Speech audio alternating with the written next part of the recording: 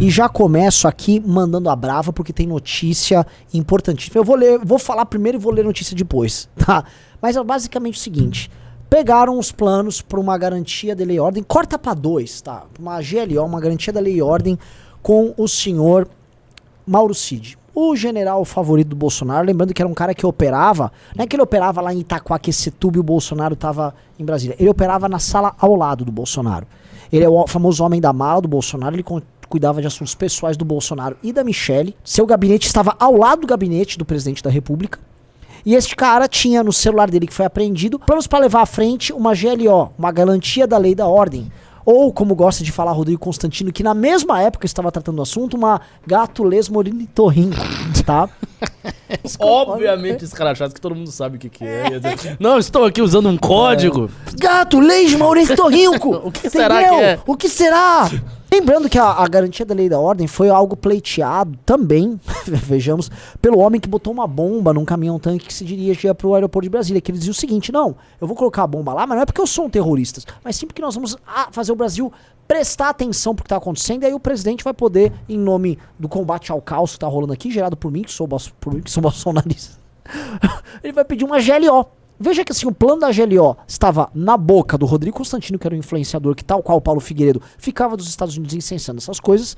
A GLO estava na boca do cara que botou a banana de dinamite num caminhão-tanque, que por sorte não explodiu, e também estava no celular do Mauro Cid, tá? Só que quando você fala disso pra essa galera, não, lá vem o MBL comunista falando qualquer coisa.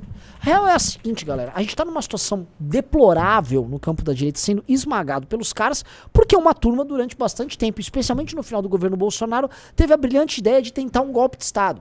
E tentaram o golpe de Estado Tabajara, uma das tentativas mais ridículas que a gente podia ver.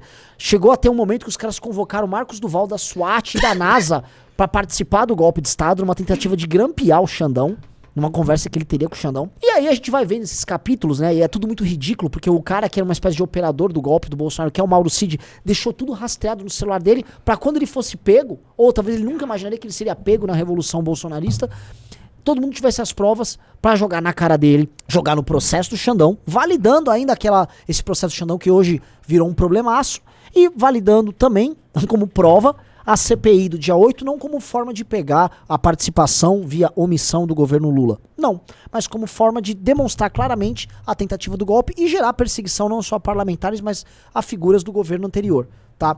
Em resumo, se eu fosse o Lula, tava dando risada até agora. Porque vejam só o cenário que tá pintado aqui, tá? O Bolsonaro quer ceder pro STF o tempo todo. E ele quer sacrificar a direita, quer sacrificar as causas, quer sacrificar lideranças. Mandou a Carla Zambelli agora pro sacrifício.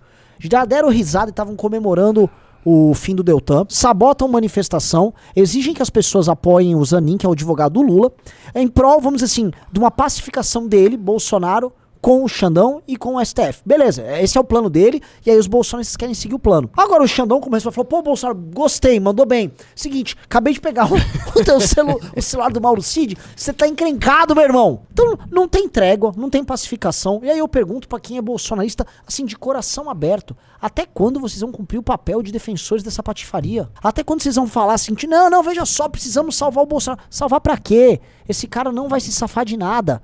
Você não vai votar no Bolsonaro na próxima eleição, porque não vai ter Bolsonaro na próxima eleição. Ou ele estará preso, ou ele estará inelegível, ou ele estará as duas coisas. Então você não vai ter que contar com ele. Então pra que você vai fazer? Porque você ama ele, porque você acha os olhos verdes dele lindos, porque você acha que ele é imbrochável? Por favor, abra sua cabeça, porque a gente não para de perder. É uma goleada, virou 7-1.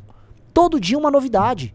Então nós falamos, e quem acompanhou o Clube MBL, por isso entre no Clube MBL, a gente avisou: esta CPMI do dia 8 será pautada pelo Alexandre de Moraes. A CPMI do dia 8, ela será pautada por vazamentos que vão rolar do Alexandre de Moraes, que tem tudo, inclusive de pessoas que são membros da CPI. O que acontece? Hoje é quarta-feira, véspera de feriado, Jair Bolsonaro, que estava preocupado lá em apoiar o Zanin, pum, toma uma paulada na cabeça, não vai dormir o feriado inteiro. Tô mal, socorro! Lógico. Estão cercando o cara. Todo mundo vem falando que o Mauro Cid pode fazer uma delação. Uma delação pra esse cara. Se esse cara quiser. Ele entrega todo mundo. Mauro Cid cujo pai é um cara que já era das Forças Armadas, é um cara que tinha uma carreira brilhante, e ele gastou a carreira brilhante dele sendo puxa-saco, sendo esse assessor do Bolsonaro, pra tocar coisas ridículas, que iam de cuidar das contas pessoais da Michelle a ficar armando um golpe tabajara. Coloque isso na cabeça, o cara destruiu a carreira dele, foi largado à própria sorte, e as coisas que vem vazando, olha só, é que a gente sempre imagina que o Brasil é um lugar que não é sério. Imagine se fosse um oficial das Forças Armadas norte-americanas ao lado do presidente Trump e isso estava sendo descoberto.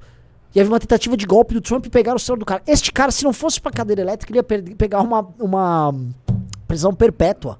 A gente tem que colocar as coisas nos termos que elas realmente são. Havia uma tentativa, tocava dentro do Planalto de golpe de Estado. E aí pedem pra gente, não se juntem, não defendam isso. Não tem como defender essas coisas, galera. Não tem como defender essas coisas. E o Xandão tá dando risada, Lula tá dando risada, e nós não temos nem sequer meios hoje de fazer oposição.